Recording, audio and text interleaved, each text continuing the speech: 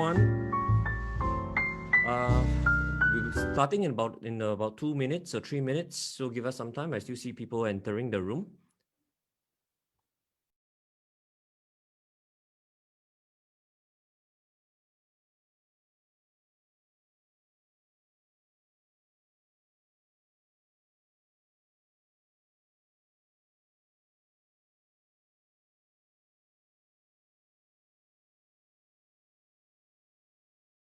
So you're an organization, and you use multiple vendors for internet, cybersecurity, phone systems, and cloud computing services, all of which ends up costing you thousands of dollars and tens of hours spent on juggling between service providers.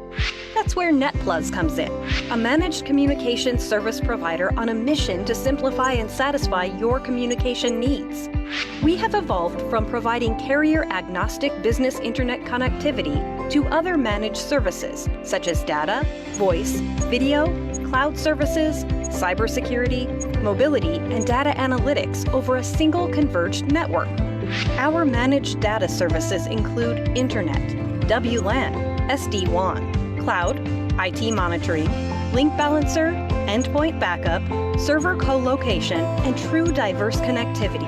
Need help with your voice services? We can help you out with IP PBX in the cloud or on-premise, SIP trunking, IDD, cloud audio conferencing, and global virtual numbers. Need to manage your video calls, recordings of conferences, and CCTV surveillance with analytics?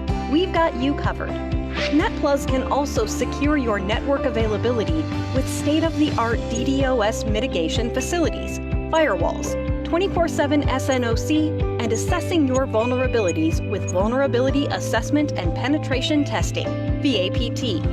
Your data analytics needs become simple to manage too. Just ask about our Wi-Fi analytics, video analytics, and facial recognition services. Our mobility service, Mobile Roam, gives you the most cost-effective and best worldwide 4G LTE data, voice calling, and even VPN service. Here is how it works.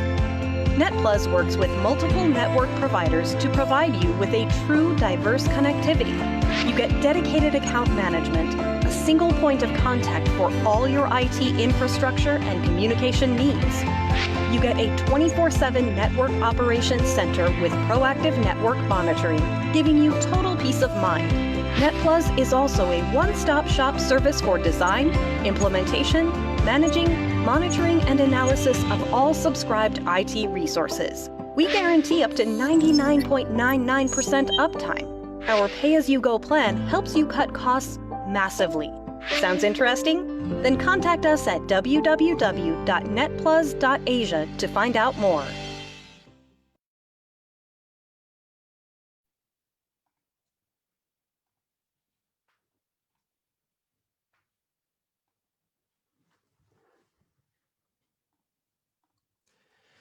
Good afternoon, everyone.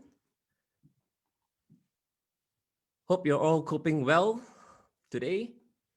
In today's, it's definitely been a tough year, so I hope that everyone's positive and let's get through this year as high as we can and set the stage to Chong for next year in 2021.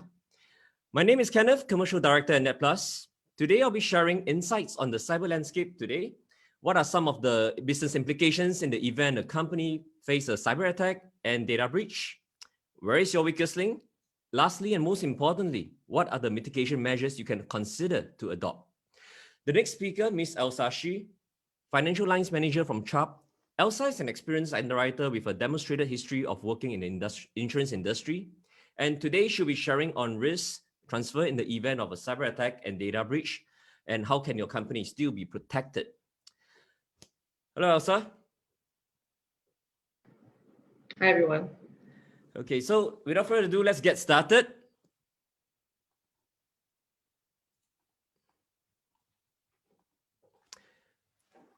Due to the nature of my role, I get to speak to businesses all the time, and sadly, there are many still maintaining the thought that cyber attack, data breach, ransomware won't happen.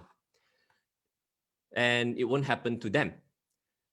I'm actually quite curious because I don't know where they get the confidence from. It's like saying, I won't kena COVID virus.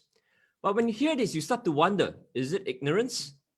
Don't know enough the seriousness of the virus, or is it arrogance? thinking that you're immune to the COVID virus. While the internet forms a critical part of your business, it is also a platform that opens you to cyber attacks. Without you knowing, your business may have already been compromised.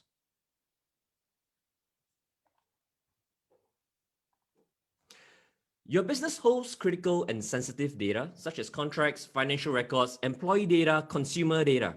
Are you doing enough to keep them safe? Using an analogy.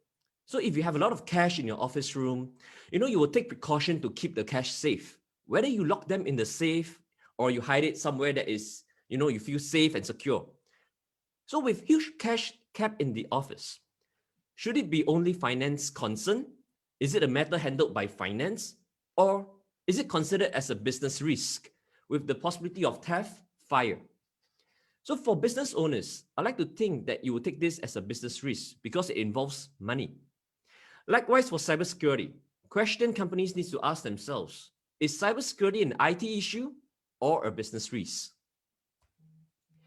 Protecting your data assets is of huge importance today as we evolve with the digital age, and we need to shift our mindset in the way we view data. We need to first recognize that your data is an asset, your data is valuable, and your data is the new king today. The more data you have, the more valuable you are, and the more you have to lose. With COVID-19, offices are either empty or half empty, and many companies faced abrupt changes and adopted quick fixes to cope with work from home arrangements, and they had to change the way they traditionally operate. And I'm sure your employees will have also adopted new solutions to cater to the new way of working by now. Various cybersecurity reports during the same period have reported that cyber attacks have soared since the COVID virus have swept in. Right, a rise in phishing email, a rise in ransomware, and so on and so forth. Remote workers using home computers, personal laptops, which employees may not have full control. Employees are using unsecured Wi-Fi networks, accessing emails via web portals. You're downloading free applications, to help them in their work. These expose your company to cyber threats, leaving you vulnerable to cyber attacks and data breaches. Now, many companies do not see the relevance in having cyber protection. So for example, I'm in retail, I'm a F&B, or manufacturing. They may not see why anyone would want to attack them. Enterprises, government, yes, they're always being targeted. Enterprises like LinkedIn, Yahoo, Google, Adobe, you just Google it and the news are all there. So the question is, are SMEs and local businesses exposed to cyber risks? Large enterprises have significantly strengthened their cybersecurity, making it harder for hackers to attack. And they have been doing it over the years. They're getting stronger. The net is cast wider today with hackers moving down the value chain, turning their attention towards SMEs and basically any company, which is why you hear of news that even a local small retail florist shop can get hacked. With the increase in cyber attacks, cybersecurity is no longer an IT issue, but must be viewed as a business risk. And stats have supported that SMEs are not spared either. It was mentioned in Singapore's Safer Cyberspace Master Plan 2020 that almost 40% of cyber attacks in Singapore are targeting SMEs. In another report, Singapore SME Cyber Preparedness Report by CHARP, 65% of SMEs were victims of cyber attack.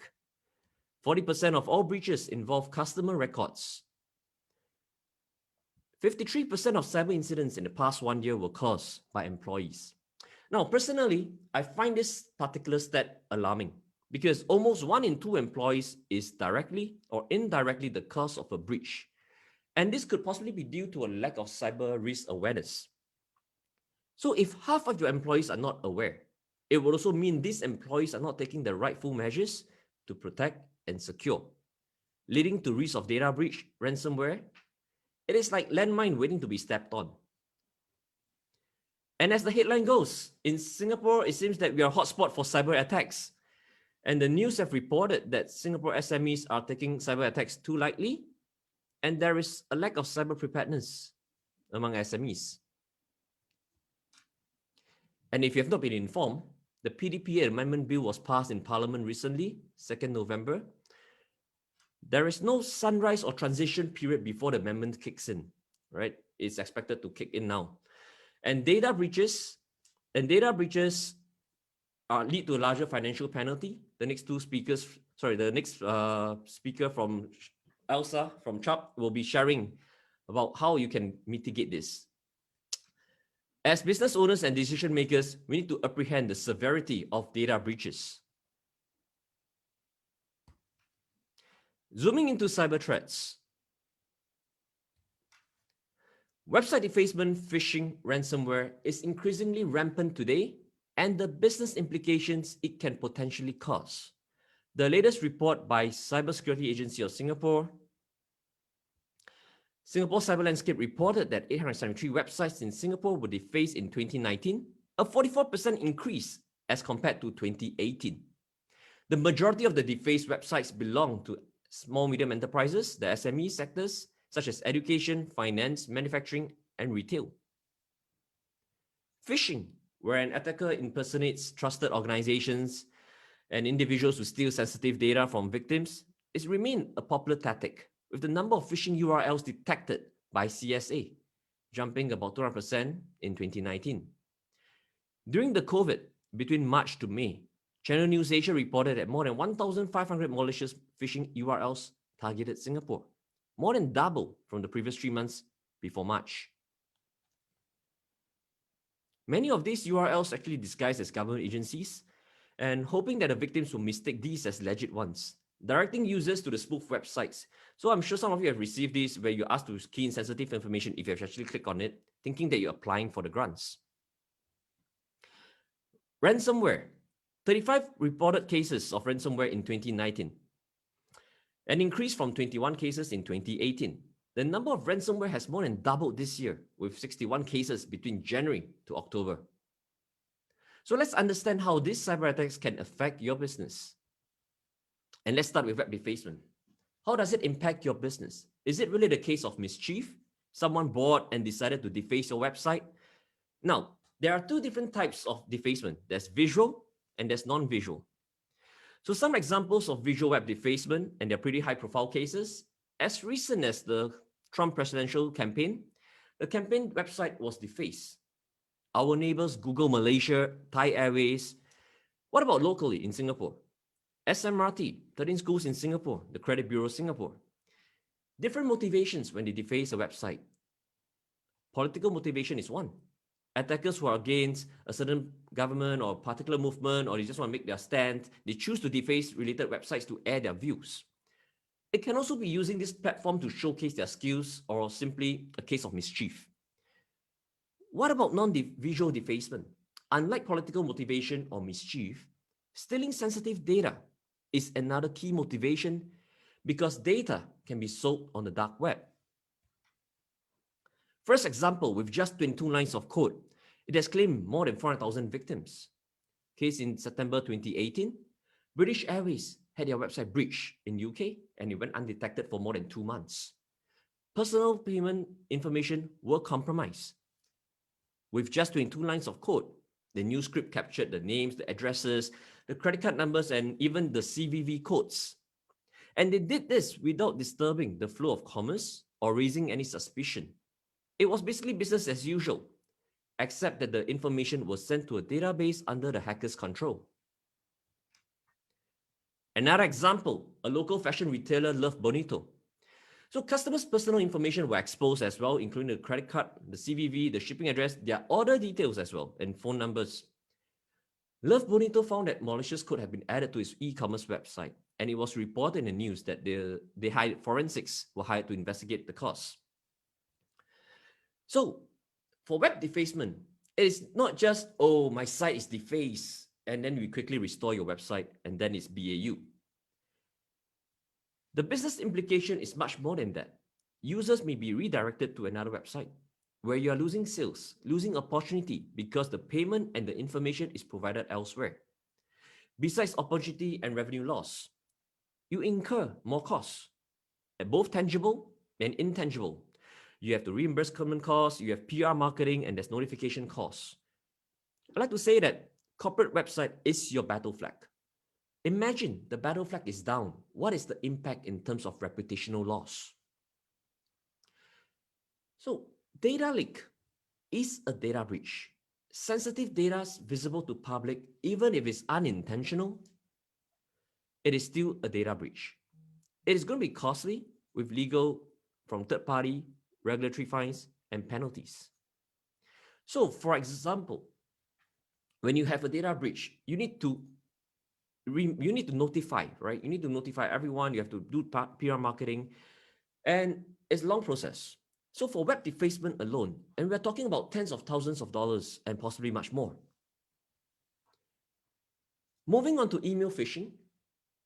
Today, phishing has evolved and taking on a number of variations. I'm sure some of you have heard of spear phishing, whaling, social engineering, etc., etc. Now, these are all termed differently, but they all have the same purpose.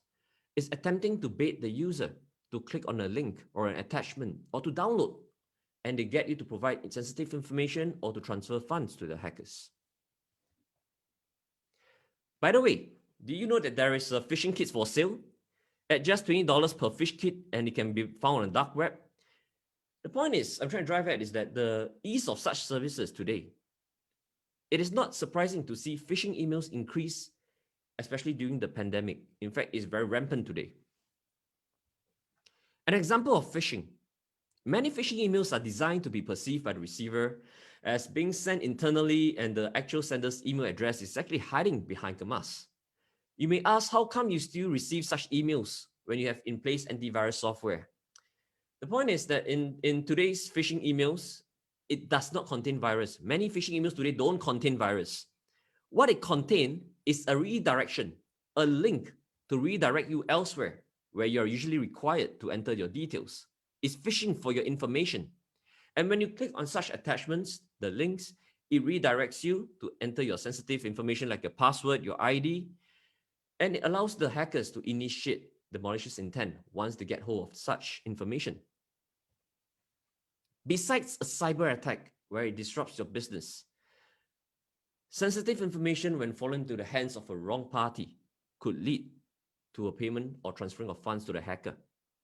And hackers may also be using a real email account, impersonating the real owner of the account to defraud the company, its customers, its partners, and your employees into sending money to the hacker's account. And I've heard of stories like this on so many occasions. I speak to so many businesses. I hear of all these stories all the time. And these are usually not reported in the news. But I can tell you, it is increasingly common today. Besides monetary loss, ransomware is another concern. Threat actors today uses multiple ways to attack you. You are denied access until you pay the ransom, usually in cryptocurrency such as Bitcoin. And last check, one Bitcoin is trading around 24,000 Singapore dollars today. Quite a big jump from where I used to report in the past couple of months back. Now, even if you do regular backup of your file servers, sophisticated hackers find their way to your backup. They delete your backup first, then deny you access to your server.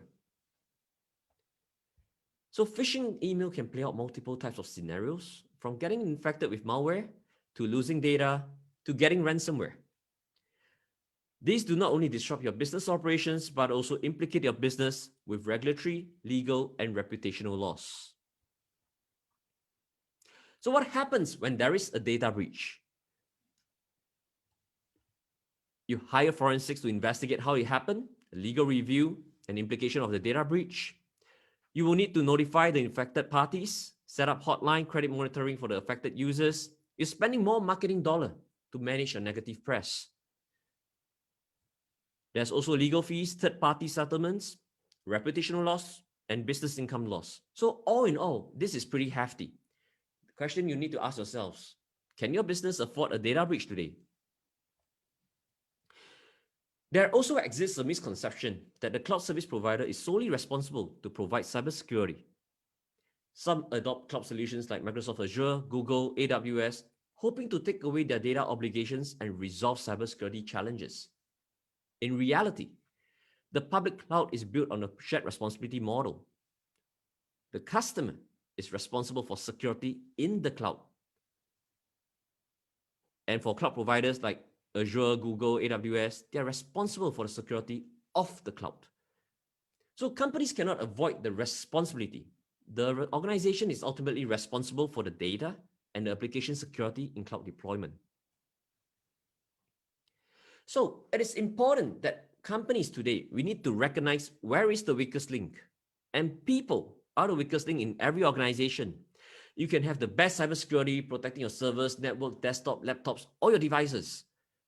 One wrong click by an employee today can simply cause serious damage. Having shared the cyber threats, the next question is, what can businesses do? What can your business do to mitigate the cyber risk that was just discussed? Today, you may have installed antivirus into your laptops and PCs. But again, you may not even have protected your firewall. You may not even have a firewall to protect your network. So while your laptop is likely to be safe, your server may be vulnerable to a cyber attack. And companies need to view cybersecurity holistically from various angles because a cyber attack comes in various forms. So most businesses today uses multiple vendors as well to implement specific area of vulnerability, and often they do not synchronize with each other. With multiple vendors, determining the root cause is a challenge in many situations and requires an extended amount of time. I'm sure many of you have experienced before when you face an issue, you need to troubleshoot the cause. You speak to vendor and after vendor, and there's still no answer to your issue. And you've probably heard enough from vendors saying that the issue you're facing is not with them, it is always someone else. In this age of advanced threats, having tools synchronized across your network is important as it allows timely response to mitigate and resolve any cyber incident. So today, whether you're an enterprise, an MNC, or an SME, you can now redefine your first line of defense with NetPlus. Introducing eCentennial, a 360 managed cybersecurity integrated platform that's simplified by NetPlus. We understand your challenges in implementing cybersecurity, and as a managed service, we take away the hassle of managing multiple vendors and remove the complexity and the technicalities involved. Also, you can now implement cybersecurity without heavy upfront investments because eCentennial is cloud-based cybersecurity solution where we offer as a service an OPEX model, making it palatable to companies of any size. I will now share a 1-minute video on eCentennial overview. With internet traffic growing at 25 to 35% when the majority of the world shifted to remote work, companies find themselves increasingly vulnerable to cyber threats with the sudden spike in cyber risk exposure as employees are leveraging on unsecured Wi-Fi network and devices, downloading various applications to assist them in performing their job from anywhere. Introducing eSentinel, a cloud-based 360-degree cybersecurity protection at the ISP level, providing companies holistic protection with attack prevention, threat detection, and security assessment. Under a single platform, you get to enjoy DDoS protection, web defacement detection, next-generation firewall, email protection, 24/7 SNOC alerts and notification, SIEM and log analyzer, vulnerability assessment scans, asset scanning and monitoring, fully customizable network level policies, and many more. Managing from a single dashboard, truly a single pane of glass for all your reporting needs. Scalable according to your business needs. eSentinel 360-degree cloud-based cybersecurity protection is ideal for companies of any size. With NetPlus, your company can now redefine your cyber defense perimeter and fortify your business. Visit us at www.netplus.asia/eSentinel to find out more.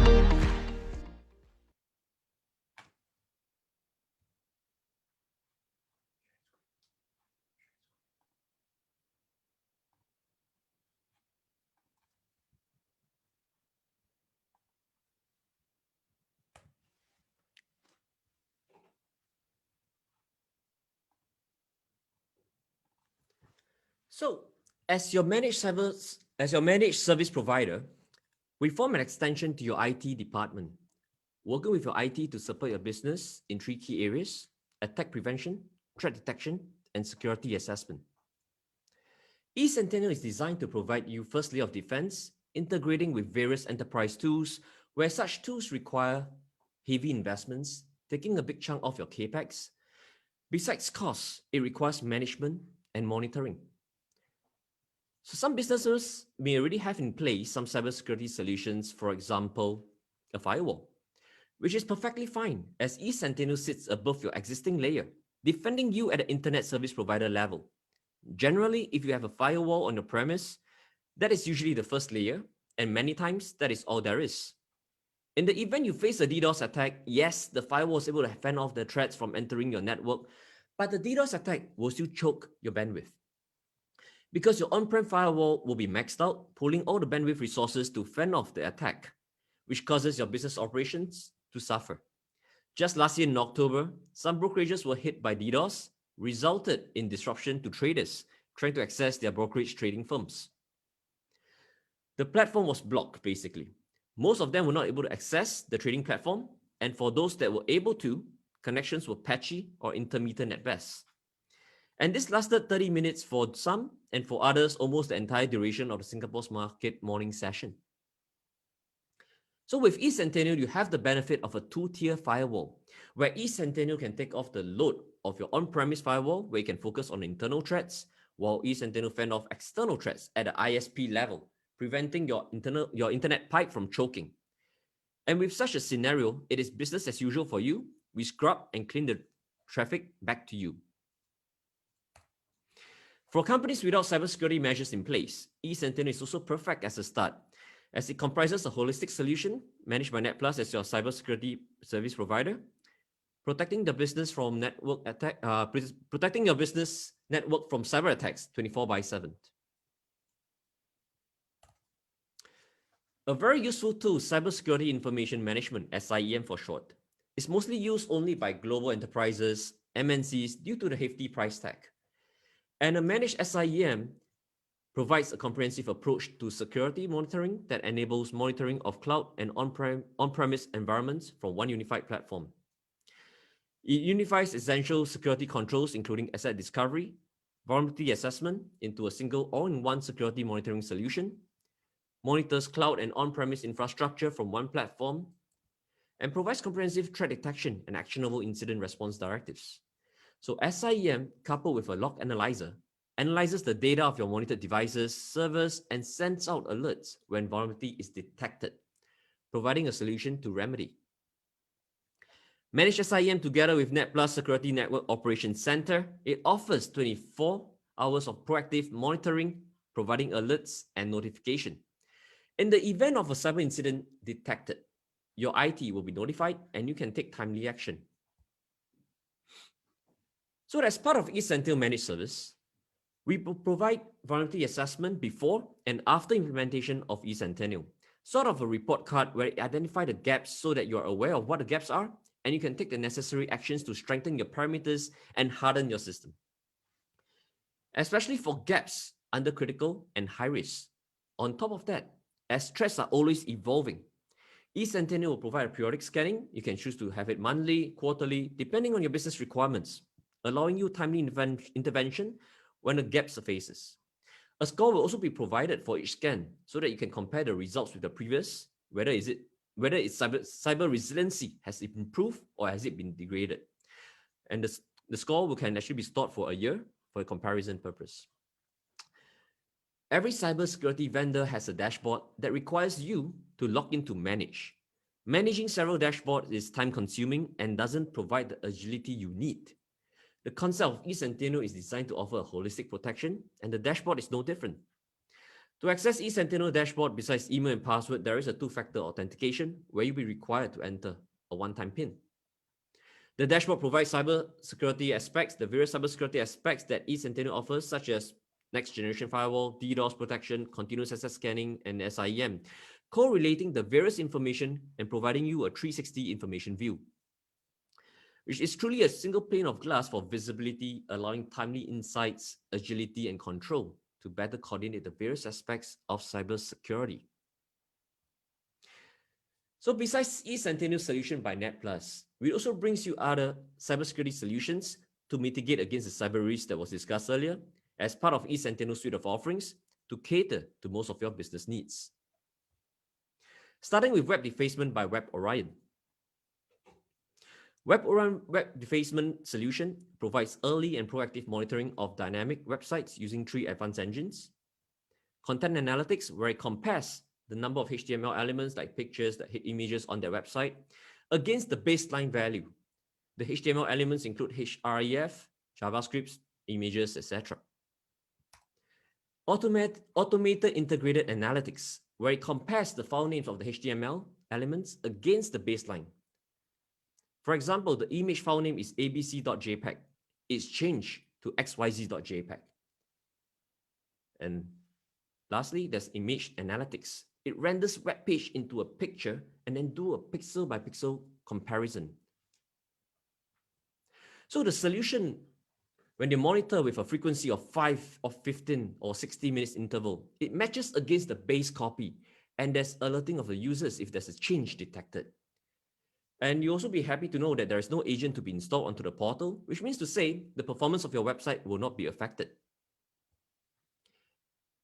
As I mentioned earlier, that your corporate website is your battle flag, and you want to keep the battle flag up high, flying all the time.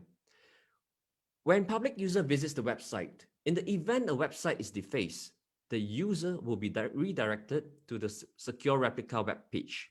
So while the main page is still under defacement and investigation is ongoing, there will be no impact to the user experience, because when you're surfing the static web page, moving towards the replica web page, they won't feel it. And this is important to keep your flag flying high. Next, introducing email security solution by Green Radar. For inbound mail flow, safe emails are delivered directly to inbox, while suspicious emails are quarantined in the quarantine box.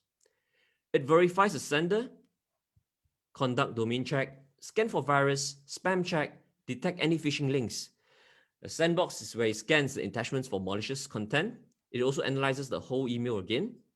And in GR Analytics, it is powered by a team of security experts providing managed detection and responses services, such as threat hunting, investigate and review gray areas, ad hoc investigation on request, and incidents response.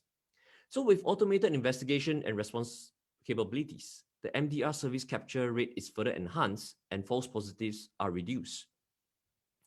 And this reduces unproductive time in reviewing and clearing your malicious emails, the malicious intended emails and spams. As part of email protection, you can also choose to open links in a safe environment, a replicated link in an isolated portal, which will be blocked if it is a phishing link. So no organization is fully immune to spear phishing, business email compromise, BEC, or CEO fraud. Cyber attackers often deliver malicious or phishing links embedded in email to users. When clicked, malware may be downloaded or confidential information can be stolen.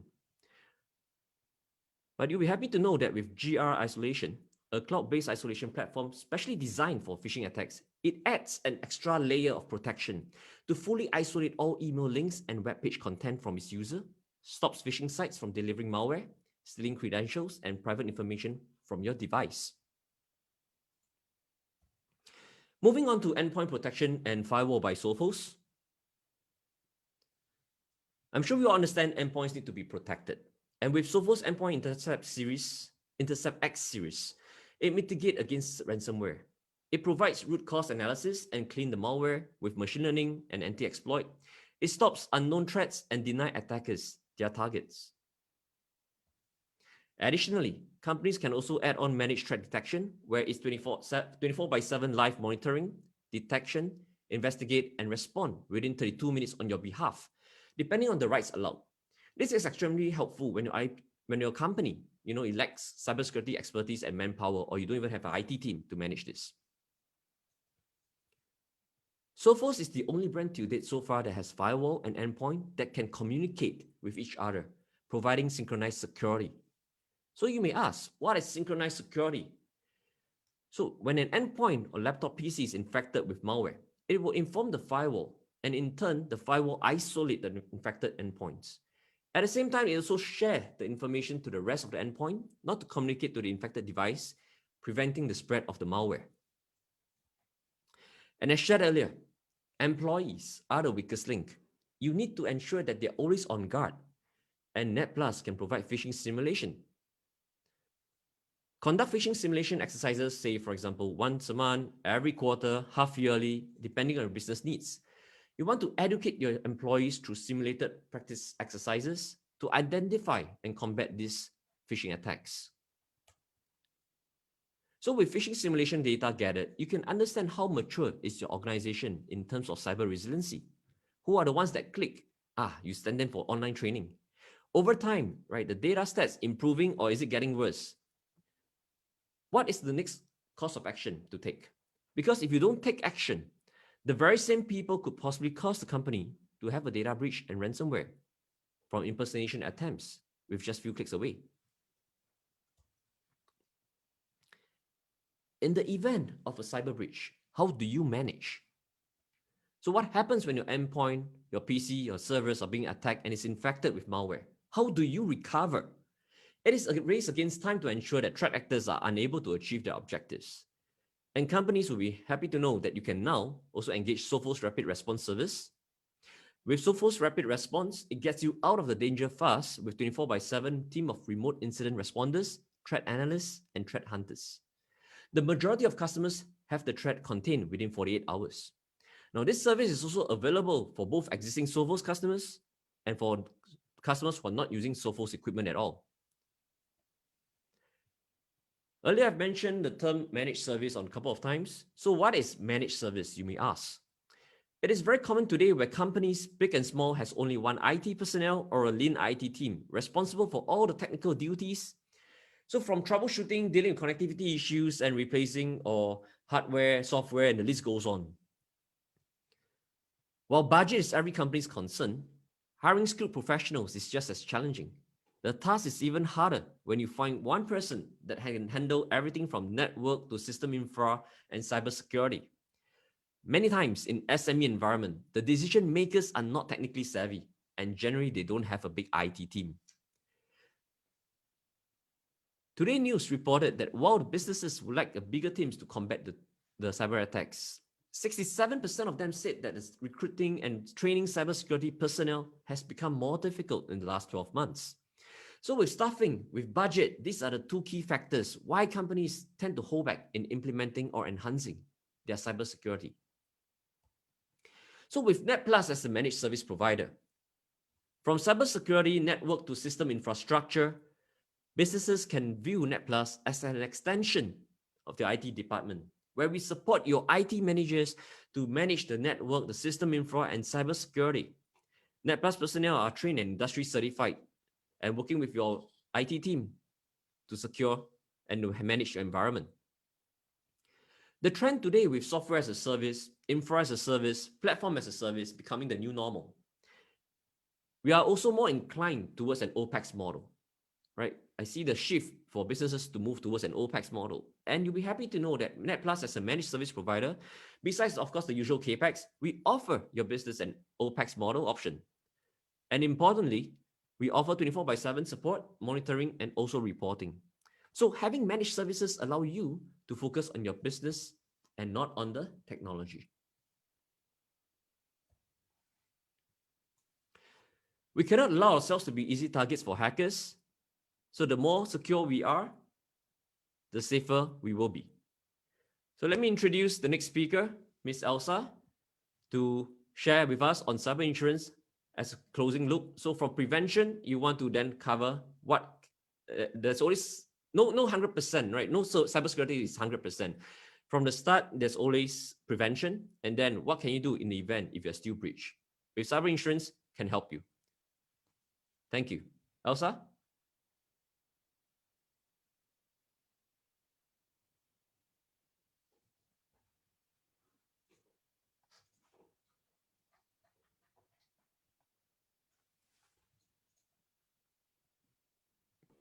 Hi, Elsa. Hi. You sharing your screen? Yes. Can you see my screen? Still loading. Okay.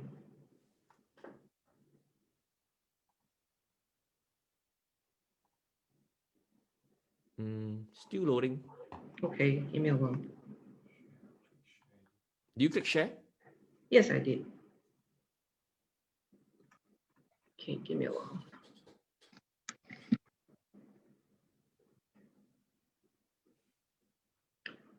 I tried to share again. Okay.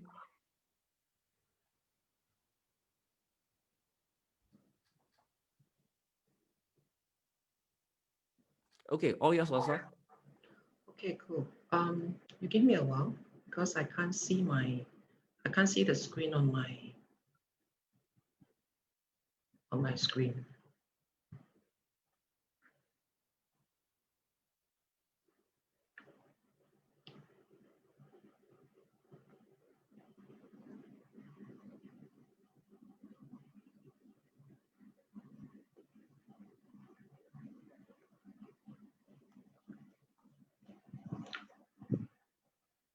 All right, you can see me, right? Yes, we can. Okay, thank you very much. All right, thanks Kenneth and NetPlus for having me here to allow me to share CHAP's capability and also how CHAP can handhold NetPlus customer in the event of any cyber attacks. Right, so CHAP, as one of the world's largest cyber insurance, we believe it's important to raise awareness of the issue that business owners face in managing cyber risks. So after having all the necessary system and network protection and controls, adhering to all the laws and regulation. So what is next? To ensure that you're covered from all aspects. So in my view, as business owner, as a company, as an IT manager, it is important to protect your company's financials by having necessary insurance protection as a risk transfer tool. So as Singapore invests heavily in digitalization, the company will need to be more prepared, especially so when there are more changes in PDPA as announced by Parliament last month. So in fact, in the past month, due to COVID-19, businesses went through massive digital transformation. And in my view, it should not come as a surprise that cyber resilience will become a necessity. So if business continue to ignore cyber risks and harbor the misconception about cyber threats and cyber incidents, the resulting cost will be massive. Can you see the next slide? Elsa, it's actually not moving, your slides. Is it moving? No, leh. That's weird.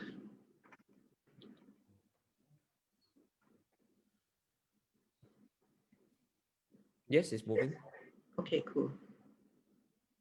Right.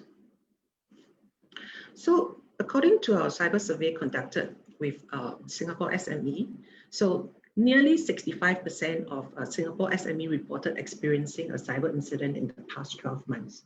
So I would like you to know that a serious cyber attack has the potential to do far more than reputational and operational damage to a business than a tangible incident, such as burglary or arson. So while more businesses are getting smarter about this, far too many businesses remain uninsured against cyber risks.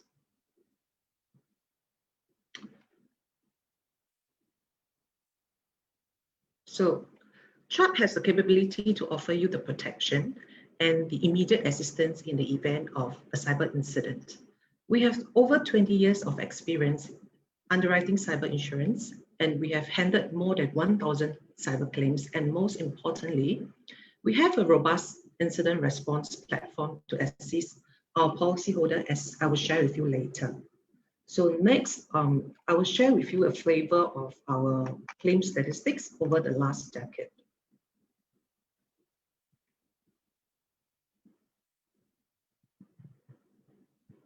You will note that a high percentage of the cyber incidents comes from internal factors, such as system malfunction, human error, and technical fault.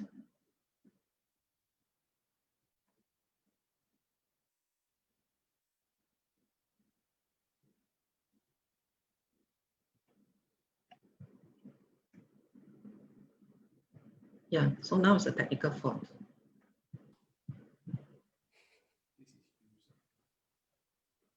Let me try to share my screen again.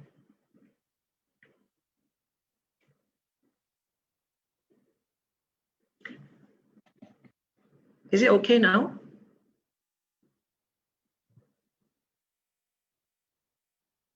I can't see your screen yet, Elsa. Okay.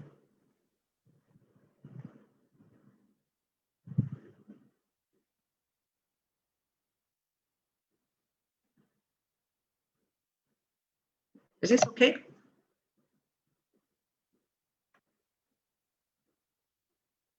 I see a black screen still. Oh, great.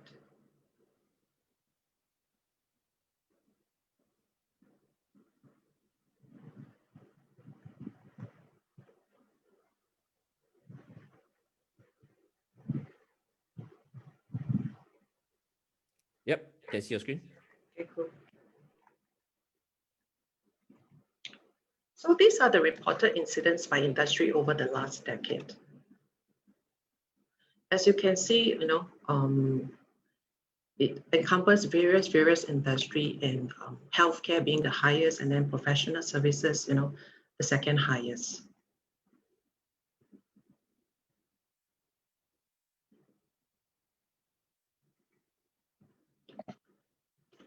And from our claim statistics, the average claim cost of first-party expenses following cyber events are substantial.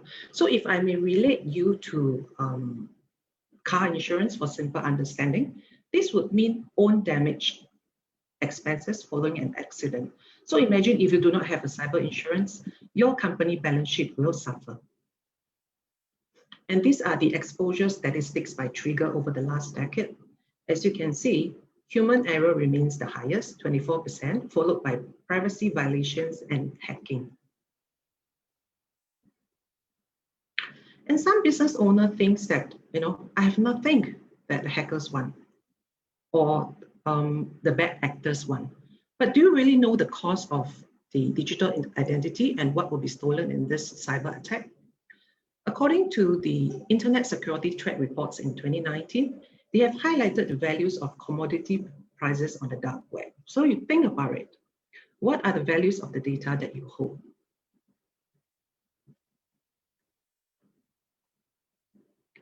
Following, I'll be sharing on some interesting case studies and how Chubb Insurance Incident Platform speedily facilitate and assist our policyholder. Case number 1, which is a ransomware attack. So what happened is that this insured is in the advertising industry. Their revenue size is about Singapore 30 million, and the day of the incident happened during a weekend. So a malicious file actually infected their server, and all their files, historic, project data are all locked up and affected. And the hackers was very savvy. So they actually locked up each server with a separate password. They demanded Bitcoins for each server. And as you know, Bitcoins is usually the mode of payment, but then it takes time to procure, it's hard to trace, and then the price fluctuates.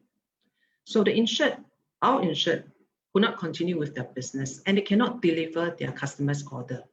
And each day it cost them $250,000. And the hackers say, at the same time, the hackers say, the demand will increase if you do not pay me within 2 days. So after 2 days, they will ask for more. Hence, time was of the essence, and our insured had to act quickly. So our policyholder actually contacted our hotline, and within an hour, the incident response manager was in contact with the insured. So within 2.5 hours, the IT forensic was on site. They worked with our policyholder to see if they can restore access without having to pay the Bitcoins. Public relation firm was put on standby to manage any negative press. And within 12 hours, the IT forensic were able to identify the ransomware, and they managed to manually clean up 2 of the servers. But then there are many servers. So the rest of the task was not easy, and negotiation was ongoing.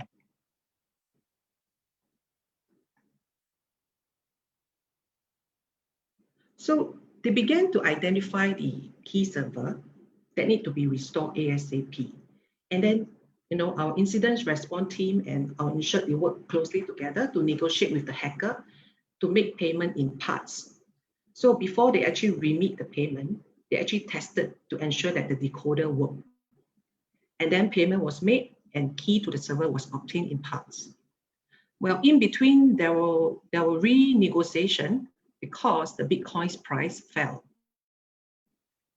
Our incident response team and our insured had to be careful not to give up on the critical server. So they worked very closely in the negotiation with the hacker. As the negotiation process was taking time, the PR specialist was asked to contact our policyholder customer to inform them of the delay in the delivery of their order. So for the remaining servers that was being locked up, which was less critical, our insured decided not to pay the ransom. Instead, they identify alternative solutions to restore their operations, including restoring from their backup servers. So within 10 days, business was fully restored. Ransomware was removed and recommendation was made to prevent reoccurrence. Right. So from this incident, so what did our insured do? They actually reported the incident through our 24/7 cyber alert mobile application. And then these experts were actually activated. And in addition to that, a PR firm was also being engaged. And then IT forensic was engaged to restore their servers. And also there's an offsite backup service provider to actually relocate the backup server on site. So the total cost is about $200,000. 10 days, $200,000, which is really a lot. Case study number 2 is also a ransomware attack. It happens to a construction company. They actually outsource their IT operations. And it happens that their employee actually clicked on a malicious email link, causing the company's customer and project data to be encrypted. So it affected the local drive, and then they tried to negotiate with the extortionists on their own without engaging us, but then failed attempts. So additional costs were incurred to reconstruct and re-enter the customer project records. And all in all, it cost them $500,000. And the coverage trigger, the insurance coverage trigger was ransomware, incident response expenses, data assets loss, and business interruption.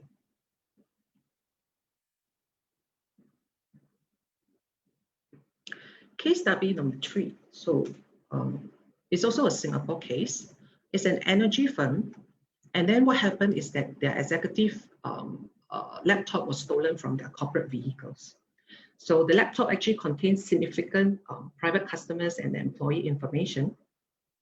And although the laptop was encrypted, but the overall protection was weak. And then the PIN, the password was actually compromised. So after assessing the nature of the information on the laptop, they decided to engage the expert. So, forensic expert, counsel, it cost them about $50,000. And then they decided to also set up a call center for monitoring and restoration service purpose. All in all, it added up to be $325,000. And most importantly,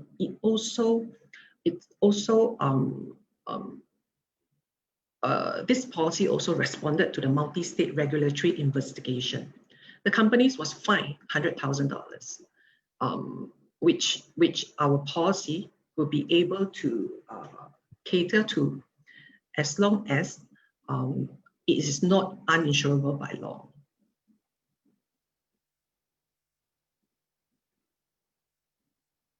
Case study number 4, unauthorized access. So basically, it's actually an unhappy employee. So they access the human resource platform of our customer, of our policy holder. So he stole the data and then he sold them online. But luckily he was being caught. But then thereafter there were several cases of identity theft because of the leakage of the private information. And all this cost the company $75,000. just because of an unhappy employee.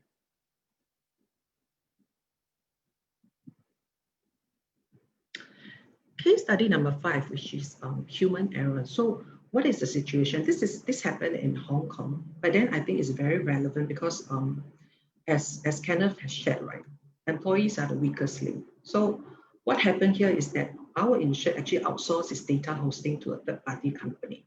So one evening, before heading home, the engineer at the hosting location actually turned off the switch by accident. So the firewall remained turned off for like over 12 hours, causing a number of servers to malfunction, which led to the discovery of the error, right? And you know, our insured actually contacted their intermediaries, and then they notified Chubb immediately. So they were able to provide us with their project brief outline, that the work that they have to be done, and you know, the cost that's going to be involved, and who's being involved. So we were able to help them to facilitate this claim, so to speak. Actually, this example, it clearly demonstrates, right? Despite the fact that you can have the best system in the world, actually all it takes is just for your employee to turn off the switch, and then yeah, such things can happen.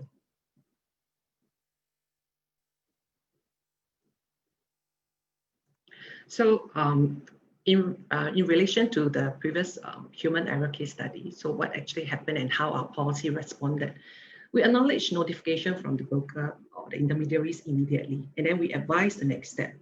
So actually we're following the script, right? We find that there's no malware, but we focus on restoring the data lost due to malfunctioning server, which data was restored mainly via the insured backup server. So the insured choose to use their own legal vendors to assist with regulatory compliance requirement, including notification of the incident to the authorities. So how did our policy actually help them? So we responded by paying the incident's response expenses, and we also covered the data and system recovery costs. So from this, you will notice that actually, cyber insurance is not just about hacking and viruses, and not just covering viruses. There are a lot of, it's actually encompass many areas that we didn't think about. And for our policyholders, there are actually 3 easy methods to notify a claims. So they can either choose to notify us through 24/7 hotline, our website, or they can actually download our Cyber Alert app, which can be downloaded from App Store or Google Play. And then our incident response team will be able to coordinate and assist our policyholder through any cyber attacks or breaches.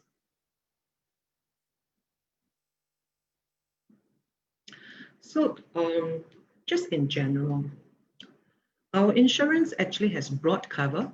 It encompasses first party and third party cover, as you can see from the slides. So our first party will include incident response expenses, as I've shared many times during this presentation. Next, I think as a business owner, it's important to know that actually this policy covers business interruption. It covers loss of net profit and continuing operating and payroll expenses, which must be a cyber trigger, of course. Then it also covers data and system recovery cost. And on top of that, we do help our customer in the negotiation with the cyber extortion, as I have shared earlier.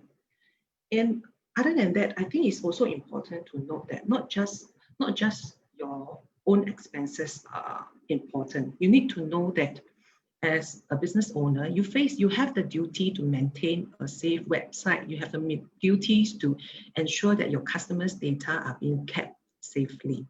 So in the event of a breach, third party can actually sue you because you didn't maintain your website, because you didn't keep their data safe, and then resulting in their financial losses or any threats. So our policy do encompass all these covers.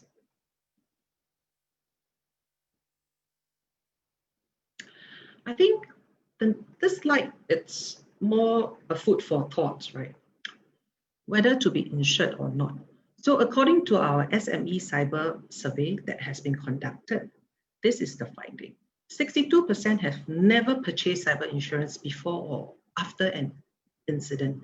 This is worrying high, honestly, and more than half do not understand how cyber insurance can actually help them. So with this presentation, I really like you to take cyber insurance seriously. You must know that we are there to help you to minimize the cyber impact and then to guide you along the claims process. So if you do have any inquiries regarding the cyber insurance, please, I would like you to contact Kenneth and his team, NetPlus Agency, for more details regarding cyber. Kenneth is actually the best person to talk to, as he can provide you with the whole suite of knowledge from IT protection to insurance protection. So with that, I would like to end my part here. I'll pass the time back to Kenneth and NetPlus. Thank you, Elsa, for the insightful sharing. Thank you. Okay, let's move into a live Q&A. So before we go into the Q&A, sorry, can you mute me? Before we go into the live Q&A, I'd like to have everyone to share us with your feedback in the post-event. So I think the link is been shared on the chat.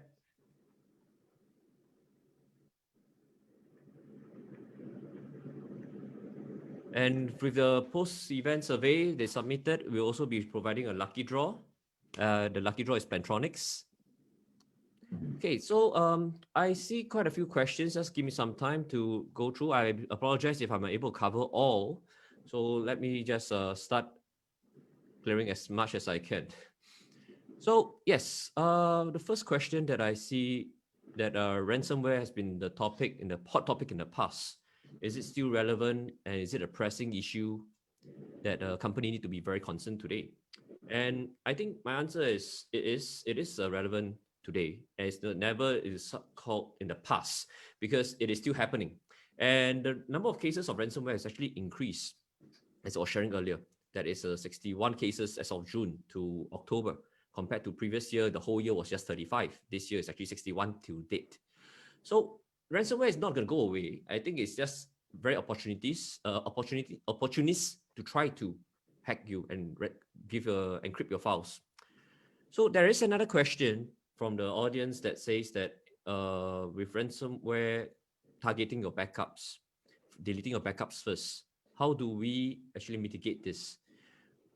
So for ransomware, in backups, right, there is a solution on our end that we can provide where it is a serverless architecture on the cloud. So when hackers try to attack, it can still go in, but it's just floating in the cloud. There's no server to penetrate. So in this case, it's unable to delete. So that's something that we can explore. Share with me your interest in the form, and then we will get back to you on that and explore further on those areas. So I would like to direct one question to Elsa. I think there was mentioned that cyber insurance covers the fines imposed by the PDPA, because there's also changes in the financial penalty? Sure. As far as the insurance cover is concerned, insurance wording is concerned. So our definition of regulatory fines and penalty, it means any silver monetary fines or penalty imposed by government or a regulatory bodies, including official government entities in such entities regulatory. So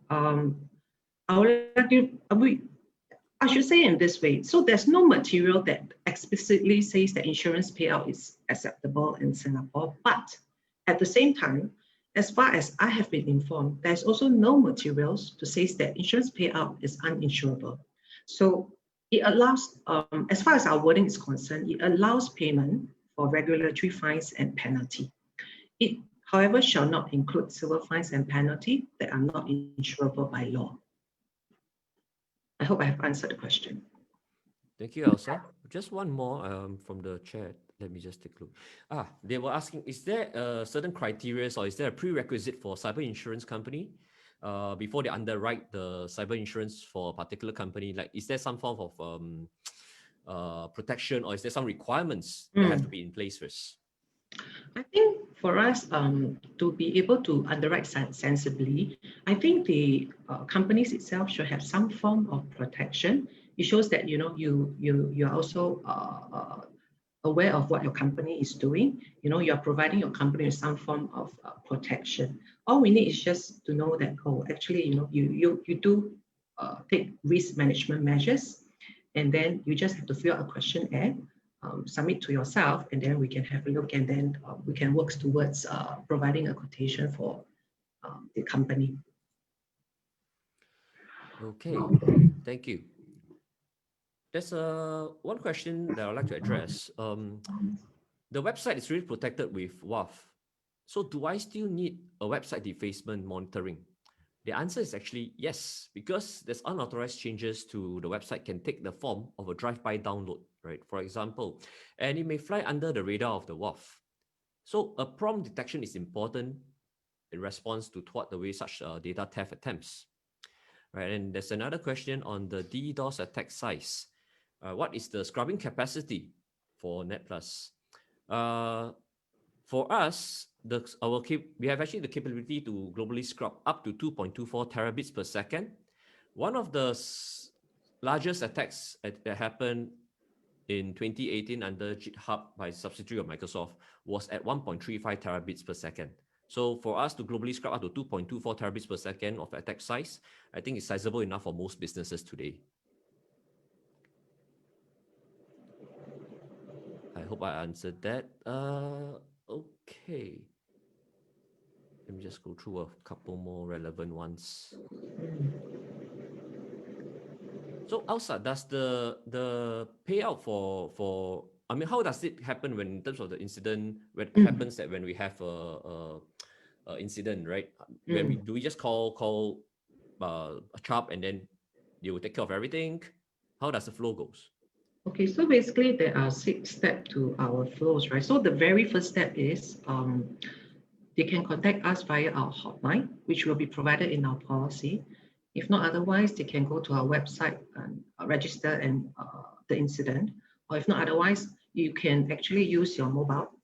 You download the Cyber Alert app via the Google Play or the App Store. So you can make a claims notification there. And then I want to say claims notification, but the notification to our incident response team, and they will be able to react quickly and then be in touch with you. But I think as a form of best practice, allow me to share with all of you that it will be the best practice that you print out all the information, who to contact in the event of a breach. Because in the event of any network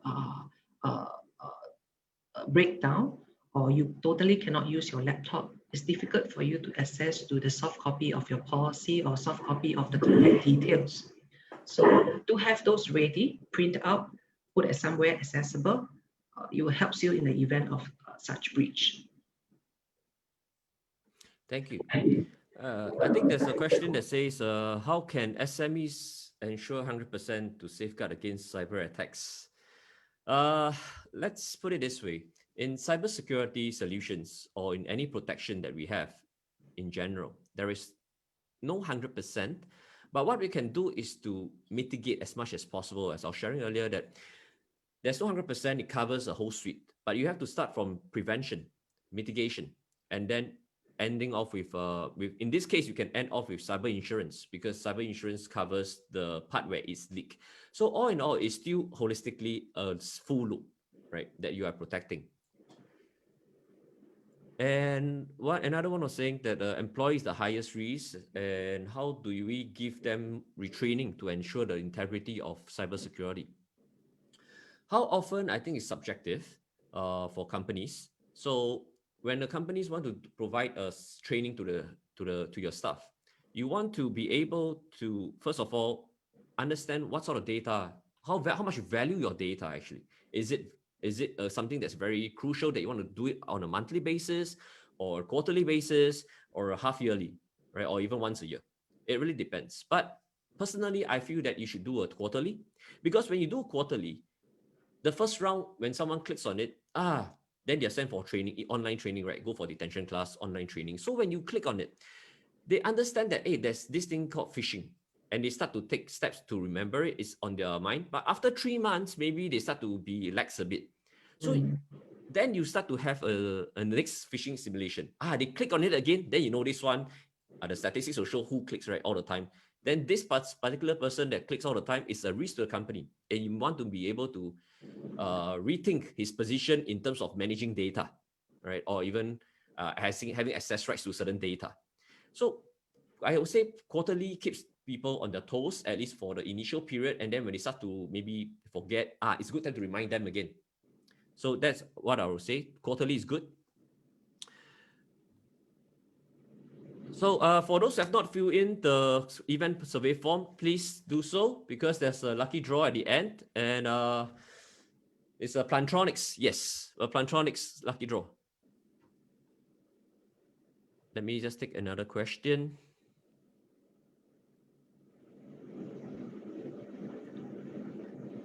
If today you have breached, if you want to engage the response, the rapid response, how fast will the rapid response start to take action? Well, the answer is that it's within 2 hours. Sophos rapid response actually uses the email confirmation from customer to confirm the usage of service. From there, and they start working on the necessary and to work with you. And usually, as I was sharing earlier, within 48 hours, it's contained. But the first part to engage you is normally within 2 hours, they start engaging you already.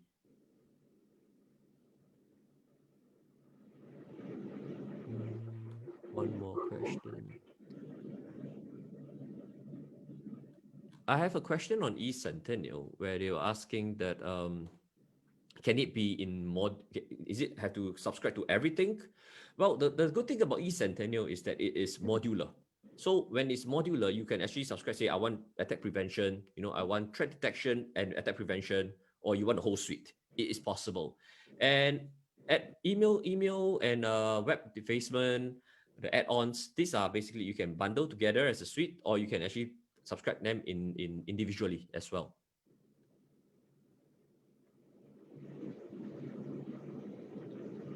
Another question is, how long is the typical processing for emails to go through all the process that I was sharing earlier? I believe you meant the inbound mail flow. So the processing time depends on the nature of the email, and usually the longest time will be taken up by the sandbox engine. So the time taken for the inspection will range from several seconds to minutes. Why do we need MDR and the local SOC as support for email security? Because many customers lack the resources and the ability to review spam, the phishing, and the spoofing emails coming into their environment. So with the solution of Green Radar is reviewing and identifying that area, and they need to assist to fill the gap by providing machine learning technology coupled with a deep content analysis to detect and respond to your email threats.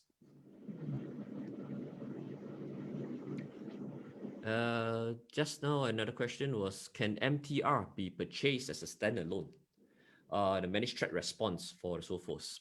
So MTR comes with Sophos full suite with the endpoint and the server protection solution. So traditional AV to next generation AV and EDR. So it comes with that as well. Another question.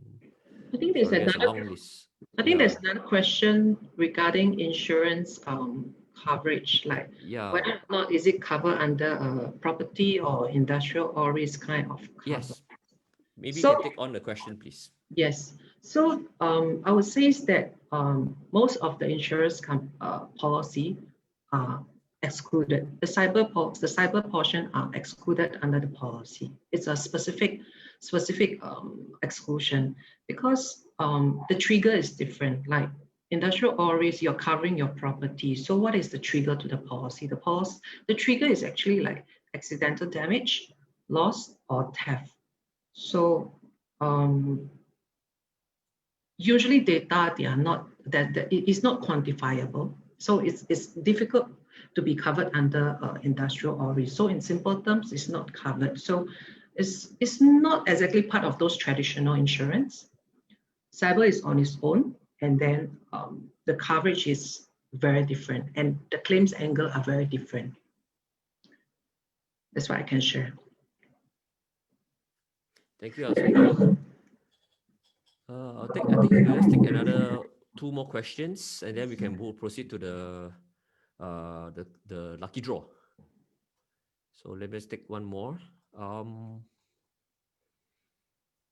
My website is non-transactional, so do I need to worry about website defacement? As I shared earlier, that website is actually your company's image, your flag out there flying. So for such cases, it depends on whether do you have sizable traffic as well. If you ask me the question plainly, do everyone need a website defacement? Actually, yes, because anybody can go down. But how crucial is it? If you have a website that has a lot of traffic, you want to protect it and keep it high, because anyone who goes in all the time to check about your services, product and services, and they can't see it, I don't think they'll go back again. They'll think that it's off. Or if it's visual defacement, it actually creates a bad image. And if it's a visual defacement, I mean, they actually can basically be collecting the addresses. For example, you have newsletter, you want people to key in, subscribe to my emails, such things, or even minor sensitive data like names, phone numbers, emails, it can be blocked, right? So it can be override with a hacker coming in. So you want to mitigate that risk. And that, especially if you're collecting personal data, then that is even more complications with the PDPA coming into play when you leak. So for Elsa, is there another question that you see can take on? I'm trying to scroll. It's a long list, actually. Yeah, it's a long list.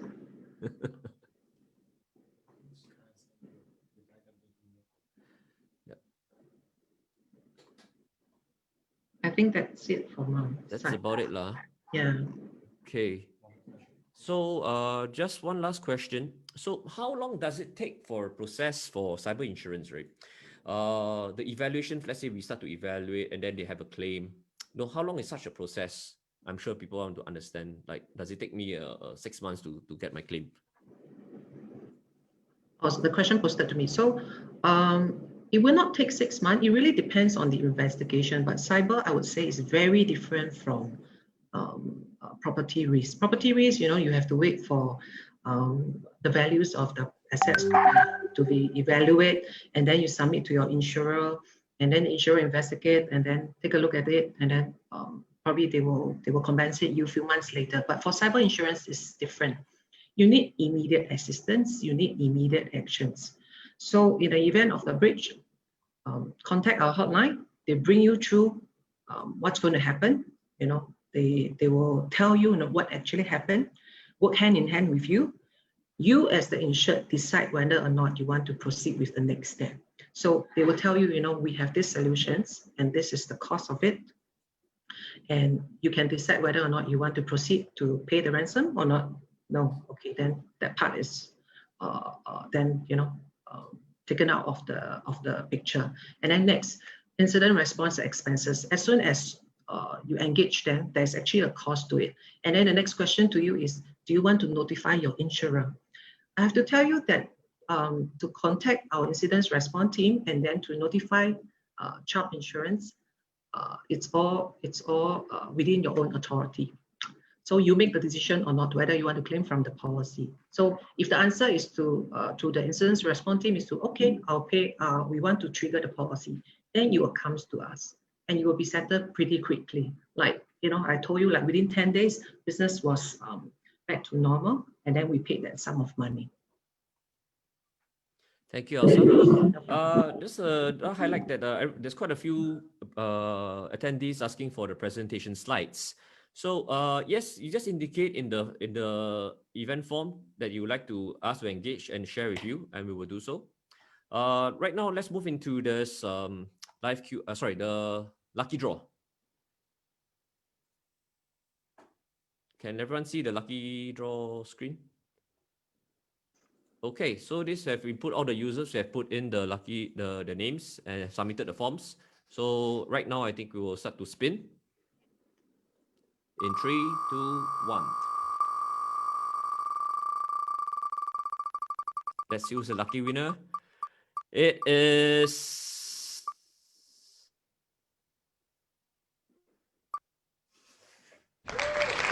okay. So Biswa.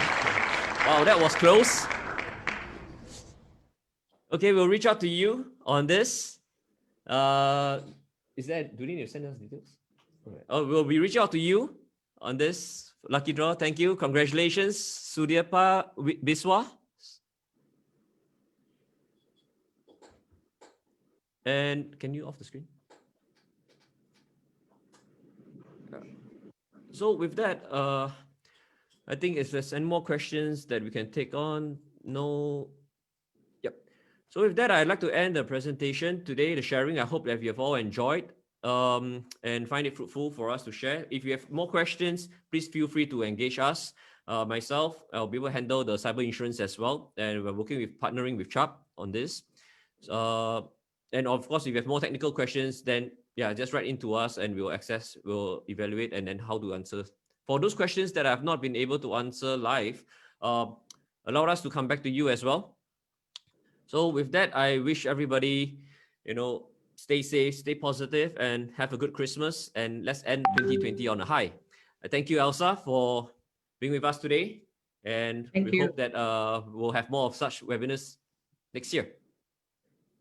Sure. Thank you. Bye-bye, everybody. Thank you, everyone.